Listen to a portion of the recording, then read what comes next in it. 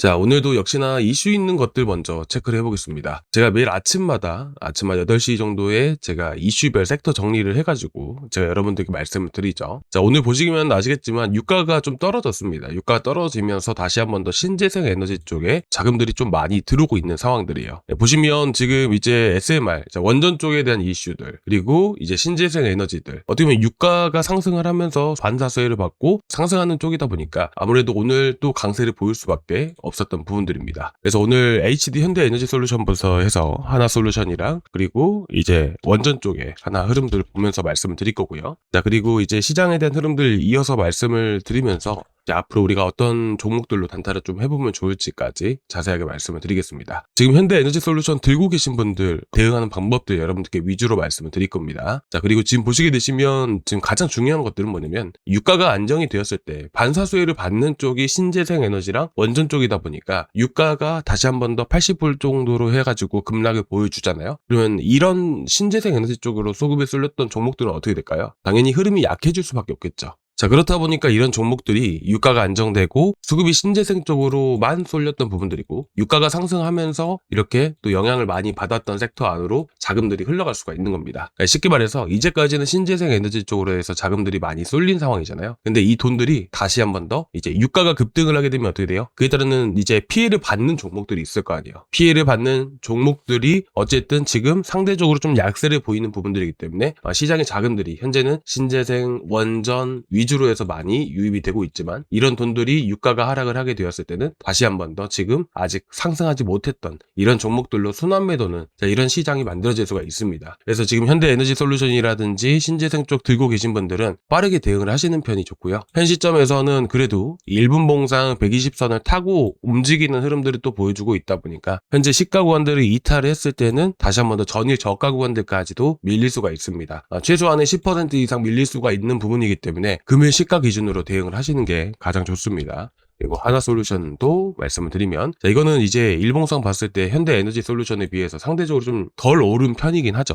그리고 이제 우주 테마랑도 엮여있는 부분들이다 보니까 현재는 이제 개별적으로 HD 현대에너지솔루션보다는 그래도 좀 더 안정적인 종목이다라고 말씀을 드리고 싶어요. 자, 그리고 현재 또 많이 올라가고 있는 시점인데 이것도 마찬가지로 여러분들이 기술적인 흐름 볼 때 지지라인이라는 것들 이런 것들도 여러분들이 딱 그어보시고 하잖아요. 근데 이걸 보실 때는 여기는 거래량이 많이 터졌던 구간들을 보시는 게 좋아요. 거래량이 위쪽으로 많이 터졌던 만큼 이 위쪽에는 상당한 많은 매물들이 있는 겁니다. 이 거래량만큼의 매물이라는 게 여기에 쌓여 있는 거예요. 그러면 우리가 대응을 해야 되는 위치들은 투매가 나오는 자리들을 항상 조심해야 돼요. 그 투매가 어디냐면 바로 53,000원입니다. 그래서 하나솔루션 같은 경우는 이렇게 보시면 됩니다. 53,000원짜리 이탈하잖아요. 그럼 여기서부터는 긴 음봉이라는 게 만들어질 수밖에 없어요. 장대 음봉이. 그렇기 때문에 우리가 이 자리 이탈했으면 바로바로 대응을 하시기 바라고요.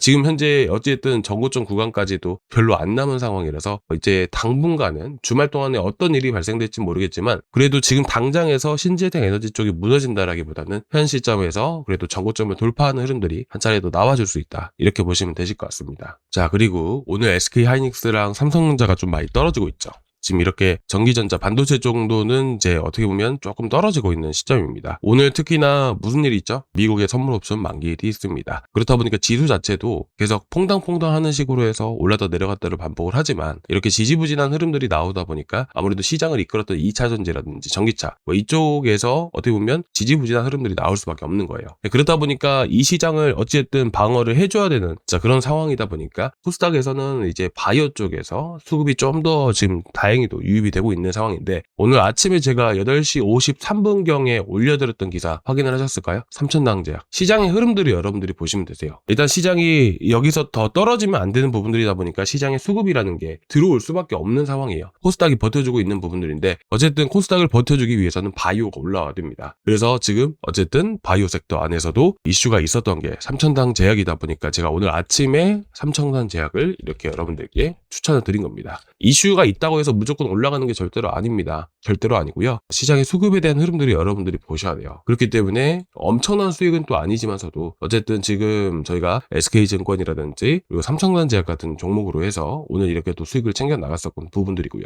그리고 제가 항상 여러분들께 또 타점 잡는 방법에 대해서 말씀을 드리잖아요. 예를 들면 이렇습니다. 저희가 한일사료 나가고 그리고 흥하연 나가고 수익을 꽤 다 많이 봤잖아요. 그렇죠? 그래가지고 이런 종목들에 대한 진입 방법들 오늘 같은 경우도 똑같아요. SK증권 같은 경우 저희가 어디서 진입을 했죠? 바로 이 자리에서 진입을 했습니다. 그렇죠? 시가에서 밀리는 흐름들이 나와줬던 부분들이긴 하지만 가장 중요한 부분들은 뭐냐면 전체적으로 이런 흐름들이 나와줬을 때 보통은 이제 이 파란 색깔 선이 480선, 빨간 색깔 선이 240선이에요. 그리고 이 흰 색깔 선이 120선인데 이렇게 120선 구간들을 지지를 해주고 480선을 지지해주는 자 이런 형태의 흐름들이 나와줬을 때 120선을 돌파를 할 때 진입을 한다는 것이에요. 어떻게 보면 지금 두 번에 나눠서 진입을 할 수 있는 자 그런 자리들이 나타났다는 것이죠. 그리고 나서 이 자리에서 돌파를 하면서 시세를 또 강력하게 주는 부분들이고요. 단타를 할 때 여러분들이 이런 것들을 좀 활용을 해보시면 좋아요. 자 그리고 제가 아까쯤에 여러분들께 말씀드린 거 기억나시나요? 뭐였죠? 삼성전자제약 이제 코스닥 이끄는 거는 바이오라고 말씀드렸잖아요. 9시 55분이네요. 이때부터 해서 쭉 빠지니까 어떻게 됩니까? 자 보시면 코스닥 같은 경우도 좀 더 밀리는 흐름들이 여기 마찬가지로 밀리죠. 그러니까 바이오가 지금 코스닥을 버텨주고 있는 거예요. 무슨 말인지 아시겠죠? 그러니까 이런 것들을 여러분들이 빠르게 캐치를 하셔야 됩니다. 그래야 이 시장 안에서 돈이 어디로 흘러갈 수 있는지